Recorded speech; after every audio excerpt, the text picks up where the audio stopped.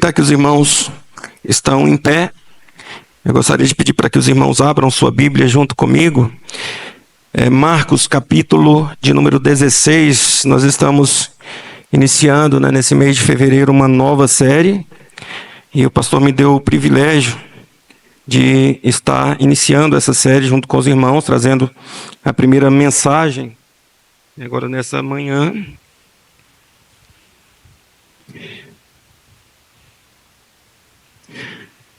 Marcos, capítulo de número 16, nós vamos ler a partir do versículo de número 9. Marcos 16, a partir do versículo de número 9. Os que não encontraram, está sendo projetado aqui. O texto diz assim: havendo Jesus ressuscitado de manhã cedo, no primeiro dia da semana, apareceu primeiro a Maria Madalena, da qual tinha expulsado 7 demônios, e partindo ela foi anunciá-lo àqueles que, tendo sido companheiros de Jesus, estavam tristes e choravam. Estes, ouvindo o que ele vivia, o que tinha sido visto por ela, não acreditaram. Depois disso, Jesus se manifestou-se em outra forma a 2 deles que estavam a caminho do campo. Indo eles, anunciaram aos demais, mas também estes 2, eles não deram crédito. Finalmente, Jesus apareceu aos 11, quando estavam à mesa, e censurou-lhes a incredulidade e a dureza de coração, porque não deram crédito aos que tinham visto já ressuscitado, e disse-lhes: vão por todo o mundo e preguem o evangelho a toda criatura. Quem crer e for batizado será salvo. Quem, porém, não crer será condenado. Estes sinais acompanharão aqueles que creem. Em meu nome expulsarão demônios, falarão novas línguas, pegarão em serpentes, e se beberem alguma coisa mortífera, não lhes fará mal. Se impuseres as mãos sobre os enfermos, eles ficarão curados. De fato, o Senhor Jesus, depois de lhes ter falado, foi recebido no céu e sentou-se à direita de Deus. E eles foram e pregaram por toda parte, cooperando com eles o Senhor e confirmando a palavra por meio de sinais que o seguiam. Os irmãos podem assentar. Aqueles que podem, nós estamos na casa do Senhor, e a casa do Senhor é a nossa casa. Como disse, hoje é o primeiro dia dessa série, a série ID. Nós estaremos trabalhando esse tema, é o tema da nossa igreja durante esse ano. E no primeiro dia, no primeiro capítulo dessa série, nós vamos falar sobre uma igreja em movimento. Uma igreja que ela não foi gerada no Senhor para viver de modo estático, mas que ela precisa se movimentar. E me foi dado esse texto de Marcos, capítulo de número 16, que traz consigo essa ordem do Senhor Jesus. Vão, a ordem é partam, ou seja, não fiquem parados e proclamem ou preguem o evangelho a todo mundo. Vão por todo mundo, preguem o evangelho a toda a criatura. Para que a gente entre nessa parte, que é o eixo da mensagem nesta manhã, a gente precisa compreender um pouco a respeito do Evangelho de Marcos. Para quem Marcos está escrevendo, quem é esse Marcos aqui do Evangelho de Marcos, quem é essa pessoa? E entendendo então um pouco a respeito desse Evangelho, esse Evangelho ele foi o primeiro Evangelho a ser escrito. Os outros evangelhos eles surgiram depois do Evangelho de Marcos, e Marcos ele escreveu principalmente para os romanos. Foi um evangelho destinado aos romanos, e por isso a gente vai ver o Evangelho de Marcos ter uma característica de apresentar Jesus como sendo o servo, o escravo, principalmente porque dentro da cultura romana, muitos dos romanos eram escravos. Existia a elite, existia a parte do povo rico, e na sua maioria dos ouvintes, e principalmente os cristãos que vinham se convertendo, eram escravos, viviam num contexto de escravidão, num contexto de serviço. Então Marcos apresenta Jesus como aquele que é o servo, aquele que serve e que é o servo por amor, aquele que serve não por obrigação, não porque é obrigado a servir, mas ele serve por amor. E uma outra característica, né, do Evangelho de Marcos também é que no tempo todo a gente vai ver Jesus fazendo, Jesus realizando algumas coisas. A maioria das partes, né, apresentadas por Marcos no seu Evangelho, ele dá mais ênfase naquilo que Jesus faz do que naquilo que Jesus está falando. Então nós vamos ver menos vezes Jesus ensinando e mais vezes Jesus fazendo alguma coisa. Até porque os romanos eles valorizavam muito a questão da dinâmica, a questão do poder, a questão do exercer, do fazer alguma coisa. Então, para o romano era mais importante observar os atos do que os ensinamentos ou a fala. Então, Marcos ele dá mais ênfase em Jesus fazendo. Então, por isso a gente vai ver inúmeras vezes Marcos apresentando os milagres de Jesus. O que é que Jesus está realizando? Jesus está o tempo todo operando milagre aqui, Jesus está fazendo isso aqui, Jesus está expulsando demônio aqui, ou seja, Jesus está o tempo todo em movimento, Jesus está o tempo todo em dinamismo. E quem é esse Marcos que escreve esse evangelho? Esse Marcos é João Marcos, é aquele que é filho de uma mulher por nome Maria, e que tinha em sua casa, né, uma congregação hospedada. Quando a gente observa lá em Atos, né, capítulo de número 6, quando Pedro, né, é preso, havia uma igreja em oração por Pedro. E essa igreja funcionava exatamente na casa da mãe de João Marcos. Esse João Marcos é aquele que ele parte, né, para as primeiras viagens missionárias, na primeira viagem missionária junto com Paulo, mas no decorrer da viagem ele resolve voltar para trás. Algumas coisas fazem com que João Marcos desista da caminhada. Mas esse João Marcos também é aquele que inicia mal, mas o apóstolo Paulo vai dar testemunho dele quando ele escreve a segunda carta a Timóteo, no capítulo de número 4, quando ele diz o seguinte: olha, só Lucas está comigo. Ou seja, todos os demais me abandonaram. Eu estou só. E ele roga a Timóteo que lhe traga algumas coisas. Ele diz, olha, traga a capa que está na casa de Carpo, que deixei em Troade. Traz também contigo Marcos, porque ele é útil, né, para o evangelho. Ou seja, é útil para o ministério. Então, esse é o autor desse evangelho, que escreveu esse evangelho. E aqui no capítulo de número 16, né, é um capítulo que ele vai narrar um momento emblemático do ministério de Cristo Jesus, que é a ressurreição. É um momento, né, que preconfigura, né, a esperança da igreja. Porque o que a gente espera de um corpo glorificado, nós esperamos porque nós servimos um Cristo que já ressuscitou.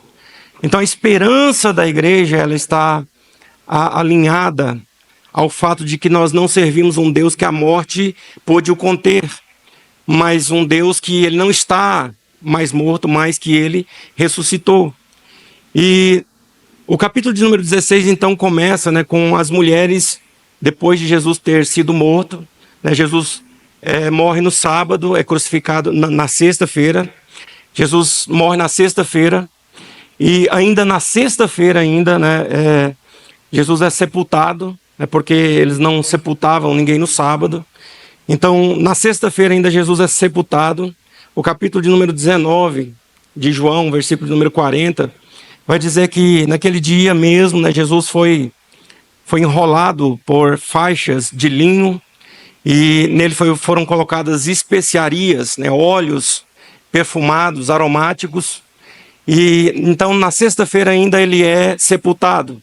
Então passa-se o sábado, e o sábado normalmente, no sábado para o judeu era um dia em que eles não faziam atividade nenhuma.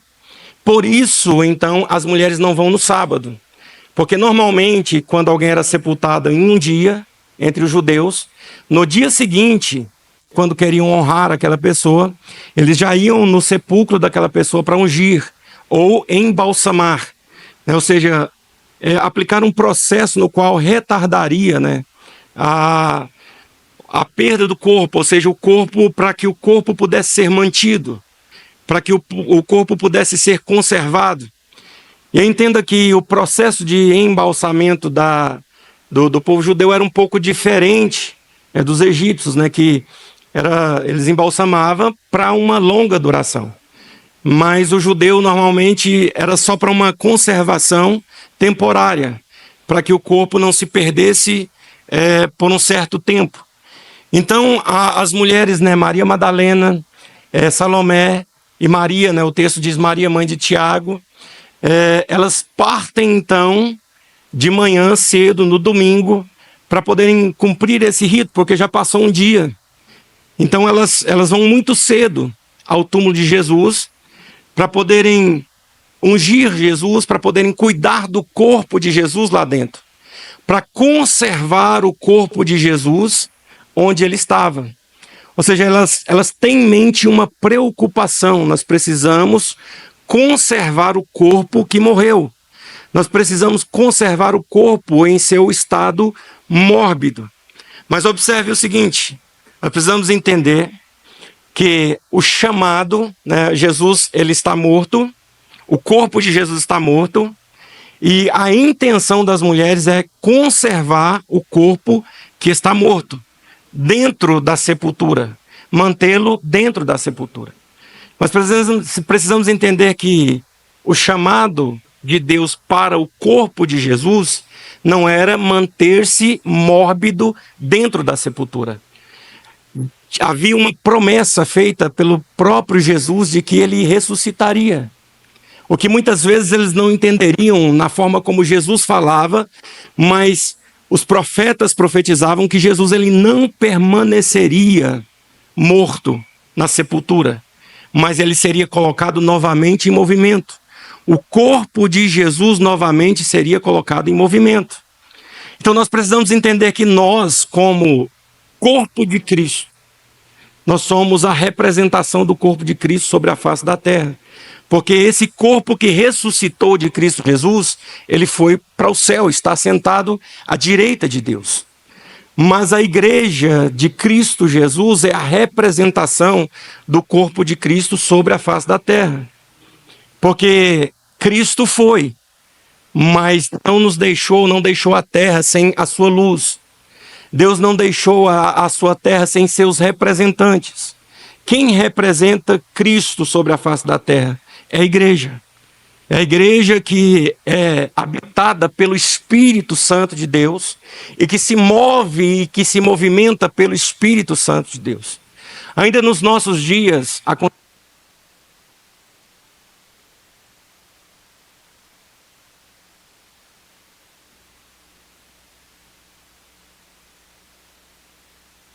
aleluia, glória a Deus.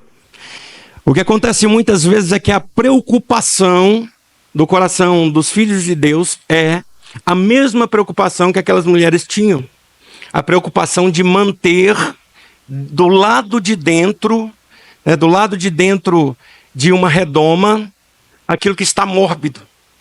E no entendimento de que muitas vezes, se a igreja ela estiver parada dentro de 4 paredes, ela não tem dinamismo. Nós não fomos chamados simplesmente para vivermos dentro de uma redoma de 4 paredes, entrarmos aqui e aqui nós fazemos o nosso culto e oferecermos alguma coisa para Deus e não gerarmos nenhum tipo de influência lá fora. Mas a igreja ela foi chamada para sair. A igreja ela foi chamada para sair para fora e se movimentar. A igreja ela não foi chamada para ficar do lado de dentro, mas do lado de fora. Então, assim como naquele momento a preocupação das mulheres era, nós vamos lá para poder nós conservarmos o corpo de Jesus, para nós mantermos o corpo de Jesus, mas manter o corpo de Jesus aonde? Do lado de dentro, para que o corpo de Jesus não pereça, mas que permaneça por um tempo, mas entendendo que nós, como igreja do Senhor Jesus, como corpo de Cristo sobre a face da terra, eu estou fazendo uma analogia, Não é isso que literalmente o texto está dizendo, mas estou fazendo uma analogia entre o corpo de Cristo e a igreja do Senhor sobre a face da terra. Nós somos o corpo de Cristo em movimento sobre a face da terra. E o corpo de Jesus, ele não pode ficar preso. O corpo de Jesus, ele não pode ficar mórbido, num estado de morte. Mas nós precisamos entender que o Senhor nos chamou para sair para fora e nos movimentarmos e cumprirmos a determinação do Senhor sobre a igreja. Porque a igreja, ela tem um papel fundamental, excelente sobre a face da terra em sua sociedade. Nós não podemos simplesmente vivermos aqui dentro, mas nós precisamos sair. Às vezes a preocupação existe uma pedra que separa aqueles que estão do lado de fora daquele que está do lado de dentro, do corpo que está do lado de dentro. Observe que as mulheres, elas vão na caminhada com essa preocupação. Quem vai remover a pedra? Porque existe uma pedra que separa os que estão de fora daqueles que estão de dentro. E entenda que não é quem está de fora que vai remover a pedra para acessar aquele que está dentro. Mas é necessário que a pedra seja removida de dentro para fora. Quando as mulheres chegaram ali pela manhã, não tinha pedra mais. Por quê? Porque o corpo de Cristo Jesus já não estava mais em estado mórbido. O corpo de Cristo Jesus não estava mais no estado de morte. Mas o corpo de Cristo Jesus já havia saído para fora. Nós precisamos entender que nós, como igreja, nós somos chamados para remover toda a barreira, todo o empecilho, toda pedra que separa a igreja que talvez ela esteja do lado de dentro daqueles que estão do lado de fora. Porque nós precisamos entender que o que de fato está morto não é o que está dentro. O que está dentro tem que estar em dinamismo e sair para fora para levar vida aos que estão lá fora. Porque o Senhor nos chamou não para sermos influenciados e trazermos a morte de fora para dentro, mas para levarmos a vida de dentro para fora. Quando eu leio a passagem de Ezequiel, quando fala a respeito de águas que elas brotam do altar de Deus, são águas que elas têm um ponto de partida e um destino final. Elas brotam no altar de Deus, no trono de Deus. Ou seja, elas brotam no lugar onde Deus se manifesta, elas brotam no lugar onde Deus é adorado, ela brota no lugar, no altar do Senhor, e elas saem para fora, e o destino dessa água, desse rio, é o Mar Morto. Ou seja, a água é viva e ela chega até o Mar Morto. O caminho por onde essa água percorre, ela vai levando vida para todos os que estão à sua volta. A igreja do Senhor, ela é corresponsável, juntamente com o Senhor, por levar essa água, que ela nasce no altar de Deus. Onde é o altar de Deus? Dentro de nós, porque nós somos templo do Espírito Santo. Então essa água, ela se movimenta dentro de nós, e nós somos responsáveis por levar essa água para o Mar Morto. O que é o Mar Morto? As almas que perecem no mundo lá fora. Então nós precisamos entender que nós não fomos chamados para sermos imergidos pela água do Mar Morto, trazendo a água do Mar Morto para dentro de nós. Nós não vamos trazer morte de fora para dentro, mas nós vamos levar vida de dentro para fora. Você é um canal de Deus para que na sua sociedade haja vida, para que na sua vizinhança haja transformação, para que por onde você passe, o Espírito Santo comece a transformar o cenário.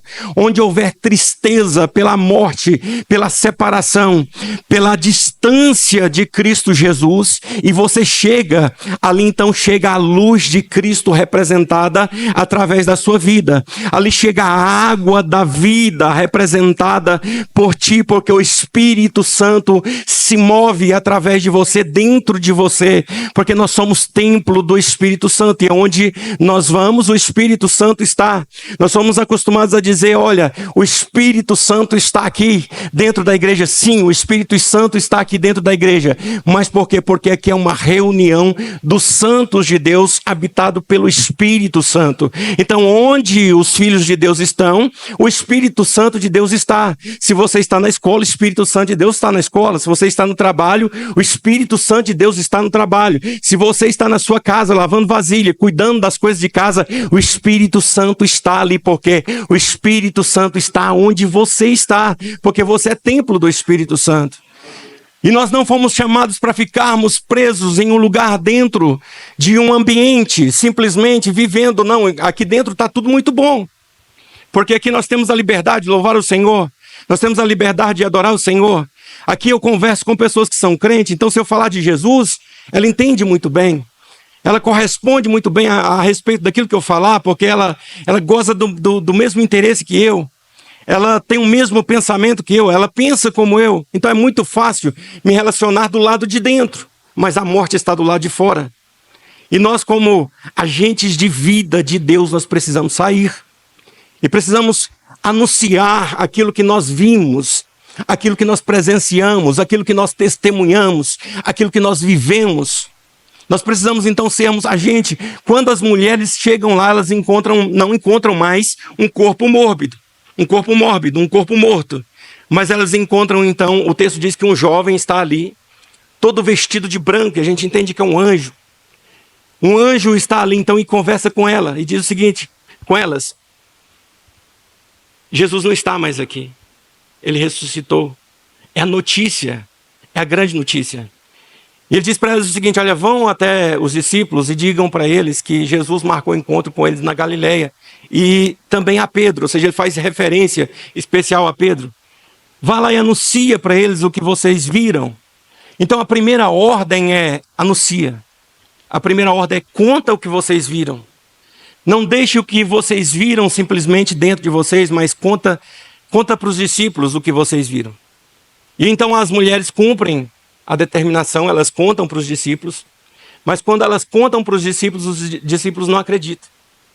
Eles não creem. E o texto diz que segunda vez Jesus se manifesta. Jesus se manifesta outra vez de uma forma diferente. Eu não sei de que forma era essa, mas ele se manifesta de forma diferente a 2 dos seus discípulos que vão a caminho do campo. E quando ele se manifesta a caminho do campo, o próprio Jesus vai dizer para eles: olha, conta para os discípulos aquilo que vocês viram. Observem que a ordem sempre não fiquem calados. Não retenham o conhecimento que vocês têm. Não se mantenham o tempo todo na situação que vocês estão. Vocês conheceram, vocês receberam, e aí vocês vão ficar nisso mesmo. Não, mas a ordem é: conta o que viram. Anunciem aquilo que vocês aprenderam. Anunciem a novidade que vocês têm contigo. E então os 2 discípulos, mais uma vez, vão anunciar aos demais discípulos, mais uma vez, eles não acreditam.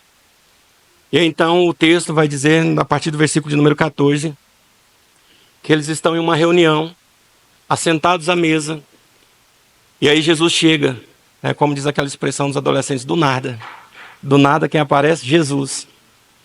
E aí quando Jesus chega, a primeira coisa que ele faz é repreendê-los por não acreditarem. Por que vocês não creram? Porque faltou fé naquilo que vos anunciaram, daqueles que de fato são testemunhas. E depois que Jesus os repreende, conversa com eles, Jesus então dá a ordem. E qual que é a ordem de Jesus? É a mesma dada às mulheres, é a mesma dada aos discípulos, é a ordem de vão. Existe aí uma questão, nessa palavra, no id ou no indo, nós não vamos ater muito a essa questão, o verbo poiester, a necessidade de ir. Alguns tradutores traduzem como indo, outros traduzem como ide, a partir do próximo verbo, que é proclamai, porque ele está no imperativo, então acabam associando o imperativo do proclamai, com o do indo, que não está no imperativo. Aí depois o pastor Paulo, na aula de hermenêutica, ele explica essas questões lá. Mas a ordem é para que a gente faça. A ordem é ser colocado em movimento. A ordem é a gente ir e anunciar. E o tempo todo nós vamos ver que no ministério de Jesus, Jesus é o corpo em movimento, porque Jesus ele é aquele que desceu do céu, encarnou-se num corpo, para que esse corpo se movimentasse e onde o corpo passasse, o corpo de Jesus chegasse então às boas novas do reino de Deus. Então, por onde Jesus ia levando então as boas novas do reino de Deus. Ou seja, Jesus é o corpo em movimento. Jesus ele passa por todas as regiões dentro do mundo judaico. Mas Jesus ele não se limita somente ao mundo judaico, ele sai para fora, para Decápolis, para a região da Pérea. Ou seja, ele se preocupa não simplesmente com uma região em exclusividade, mas ele sai e por onde ele passa, ele vai anunciando. E onde ele vai anunciando, ele vai realizando milagres, ele vai ensinando os seus discípulos a fazerem a mesma coisa. Porque o que Jesus faz, e naquilo que ele faz, ele vai dando uma aula. Observe que os milagres que Jesus realiza, ele realiza e mostra para os discípulos, olha, é necessário fazer alguma coisa. Lembram da multiplicação dos pães? Jesus ele está de um lado do lago de Genezaré, ali então há a multiplicação dos pães. Então, com 5 pães e 2 peixes, ela alimenta uma multidão de pessoas. E o que acontece depois da multidão ser alimentada? Sobram então 12 cestos cheios. Então todo mundo comeu, se fartou junto com Jesus. Foram abençoados no lugar que Jesus estava. E sabe o que eles queriam fazer? Continuar no lugar que Jesus estava, quietinho, na mesma posição. Porque Jesus ele vai para o monte orar, o interesse deles era, onde é que Jesus vai agora? Nós vamos junto com Jesus. Mas a ordem de Jesus para eles era, olha, passem para o outro lado. Por quê? Porque eles comeram pão, sobrou pão, mas o que eles vão fazer com o pão? Se antes eles não tinham pão para comer, agora eles têm pão para repartir. Ou seja, a ideia não é simplesmente eu me alimentar de pão, satisfazer a minha alma, ficar satisfeito e ficar por aqui mesmo. Eu já comi pão, estou alimentado, estou satisfeito. Recebi o milagre do Senhor. Por diversas vezes nós não compreendemos que o Senhor ele não realiza milagres apenas com a finalidade no milagre em si. Mas o milagre é um meio pelo qual Jesus vai realizar outras coisas. Jesus tem outras finalidades. Jesus ele não estava simplesmente multiplicando pães para alimentar uma multidão. Jesus estava alimentando uma multidão para gerar multiplicadores de pães. Jesus ele realiza milagres na nossa vida, não é simplesmente para a gente ser abençoado pelo milagre, mas é para que a gente possa ser um milagre por onde a gente passa. Não simplesmente para receber milagre, mas para nos transformarmos em milagres, agentes de milagres. Por onde a gente passa e para onde a gente vai, e por onde a gente anda, a gente leva aquilo que a gente recebeu. Não tínhamos pão, mas agora nós temos para comer, não, para repartir. Nós temos para abençoar também. Então a igreja ela não foi chamada para ficar simplesmente de um lado, mas agora passa para o outro lado. Tim Keller diz o seguinte, olha, o evangelho cria uma comunidade e essa nova comunidade deve ter um impacto visível na sociedade. O trabalho da igreja é tanto curar a cultura como também criticar a cultura. Nós não fomos chamados simplesmente para vivermos estáticos numa mesma posição, mas para transformarmos todo o ambiente em que nós vivemos. Nós precisamos gerar um impacto no lugar que nós estamos, na sociedade em que nós estamos. Qual o impacto da igreja que somos nós, que não que sou eu, mas a igreja que somos nós, no lugar que nós vivemos? O que a igreja tem feito, que tem impactado o bairro que nós moramos, a nossa vizinhança, o setor que nós vivemos, nós como igreja, que diferença nós temos feito no nosso mundo? Nós precisamos entender que nós não fomos chamados para ficar no mesmo lugar. O apóstolo Paulo, ele tem uma visão. No capítulo número 16 de Atos Apóstolos, é narrada a visão que Paulo tem. No versículo de número 6 até o versículo número 10, é narrada essa visão que ele tem de um homem em pé. Ele está na cidade de Troade e ele tem uma visão de um homem em pé dizendo: ajuda-nos, passa a Macedônia. Ou seja, rompe as barreiras, passe para o outro lado, não fique no lugar que você está. Venha nos ajudar. E à nossa volta, nos nossos dias, da mesma forma, existem pessoas que estão famintas dessa novidade, famintas dessa verdade, famintas do Evangelho. E na fome do Evangelho, e sem entender de fato que fome elas têm, talvez elas tenham buscado se alimentar de uma série de outras coisas, para tentar preencher a fome que é gerada pelo Evangelho de Cristo Jesus. E estão comendo todo tipo de pão, mas não se saciam, porque de fato só o pão que você e eu às vezes estamos retendo poderia alimentar essas pessoas. Nós precisamos deixarmos de sermos negligentes em alguns pontos e fazermos aquilo que Jesus nos chamou para fazer, anunciar. E o que ele diz então? Ide, vão, fazer o quê? Pregar o Evangelho, anunciar o Evangelho, proclamar o Evangelho.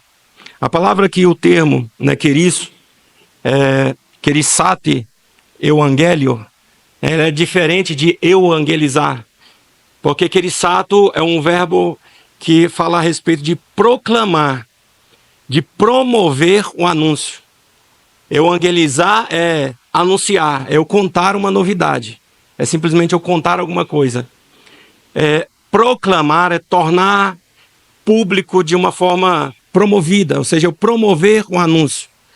Aqueles que vivem num contexto de marketing, de empresa, às vezes quem tem um Instagram business, sabe, existe uma forma de eu anunciar.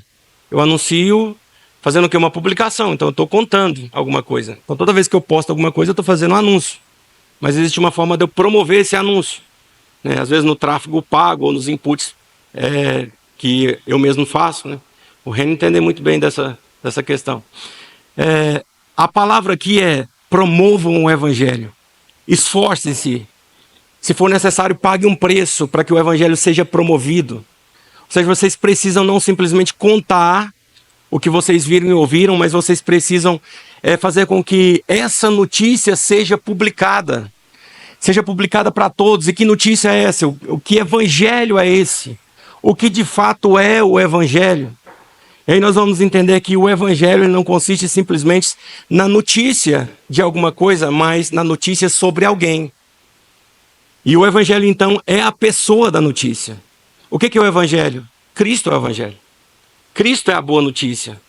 Porque toda a boa notícia do Evangelho, seja a ideia de um Evangelho do Reino, o Evangelho da Graça, ou a junção dos dois Evangelhos sendo um Evangelho só, porque alguns teólogos dividem, não é uma parte daquilo que Cristo anunciou é o Evangelho do Reino, o que Paulo anuncia é o Evangelho da Graça. Alguns fazem essa distinção, como N.T. White vai fazer essa distinção, e outros dispensacionalistas vão fazer a mesma distinção, mas os reformados, na sua maioria, é um Evangelho só. Independente disso, o que é o Evangelho? Ele gira em torno de Cristo Jesus. Cristo é a pessoa do Evangelho.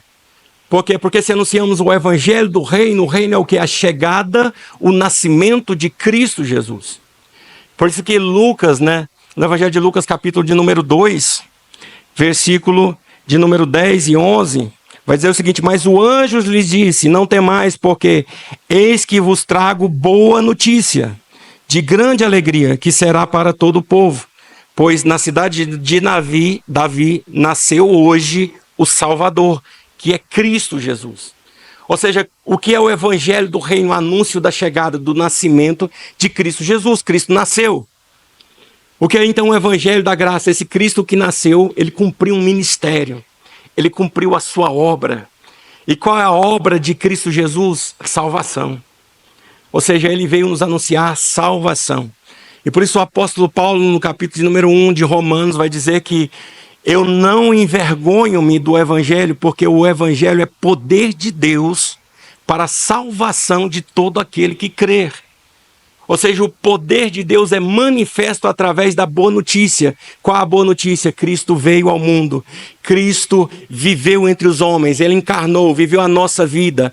Cristo morreu, mas Cristo também ressuscitou. Então nós servimos a um Jesus que ele não está ausente da nossa realidade, porque ele viveu a nossa realidade. Nós temos um Deus que pagou o preço no nosso lugar.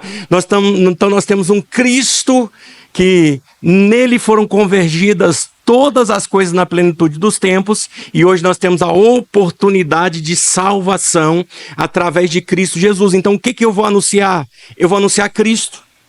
O evangelho que eu devo pregar é esse evangelho.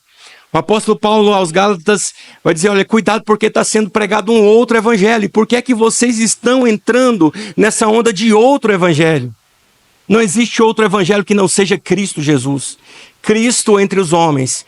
Cristo que morreu por causa dos nossos pecados, mas um Cristo que ressuscitou, foi assunto ao céu, está sentado à direita de Deus, e um Cristo que vai voltar, essa esperança da igreja, ele ressuscitou, nós vamos ressuscitar também. Ele foi assunto ao céu, ele vai nos buscar para levar para vivermos no céu juntamente com ele também. Ou seja, nós precisamos anunciar essa boa notícia do reino na geração que nós vivemos, no lugar que nós vivemos. Para quem é esse anúncio? Para todos. Para quem devemos falar e pregar o evangelho? Para toda a criatura, sem distinção. Quando Jesus pregou o evangelho, ele pregou para todos. Não foram só para judeus. Às vezes a gente, não, eu preciso pregar para o meu irmão porque é de sangue, é da minha casa. Eu não posso deixar meu irmão se perder. Eu preciso pregar para o meu pai, eu preciso pregar para minha mãe, porque é minha família. Isso é egoísmo. Nós precisamos pregar para todos, porque Cristo amou a todos. Ele amou o mundo. E é necessário que todos sejam alcançados por essa verdade, a verdade do evangelho, a verdade de que só existe salvação em Cristo Jesus. Fora de Cristo não há salvação. Fora de Cristo, ninguém pode ser reconciliado com Deus. Fora de Cristo, ninguém pode acessar o lugar onde Deus se manifesta. Fora de Cristo, nós jamais seremos salvos. A verdade da salvação. Mas eles vão acreditar naquilo que nós falamos? Sim, nós vamos acreditar. Eles vão acreditar. Porque Jesus diz que quando de fato a igreja ela sai de dentro para fora para cumprir o seu chamado, ele o acompanha realizando sinais. Porque muitas vezes nós estamos vendo nos nossos dias, é uma igreja clamando por sinais do lado de dentro. Senhor, mas eu não vejo mais. Quantas vezes eu tenho visto essa expressão? Por que não acontece mais como na década de 80, na década de 70? Tantos milagres que aconteciam, tantos sinais que aconteciam. Entenda uma coisa, o sinal não é para o crente. O sinal é para o incrédulo. O crente, ele vive o milagre, tornando-se então um milagre como anúncio e confirmação de quem ele está anunciando. Jesus está dizendo o seguinte, olha, vocês vão e onde vocês forem, os sinais vão acompanhar vocês. Para quê? Para que vocês sejam mais crentes? Não, vocês já são crentes. Mas para que aquilo que vocês anunciem seja confirmado através dos sinais. Daí talvez a resposta da pergunta por que é que não está acontecendo, porque nós estamos aqui dentro. Por que é que não estamos vendo os sinais? Porque as pessoas não estão entrando aqui dentro para acessar aqui dentro. É necessário que a gente saia lá fora para acessá-los lá fora. Às vezes a igreja está esperando que o mundo mórbido venha para dentro da igreja para que os sinais aconteçam e elas acessem quem está vivo dentro da igreja. Mas nós fomos chamados pelo Senhor para sair. E quando nós de fato entendermos os chamados para sair pelas nossas vizinhanças, sair para as pessoas do nosso trabalho, sair para fora, para onde nós estivermos, levarmos aquilo que a gente vive aqui dentro lá para fora. Não ficarmos simplesmente vivendo aspectos da religiosidade. Não, eu estou fazendo tudo.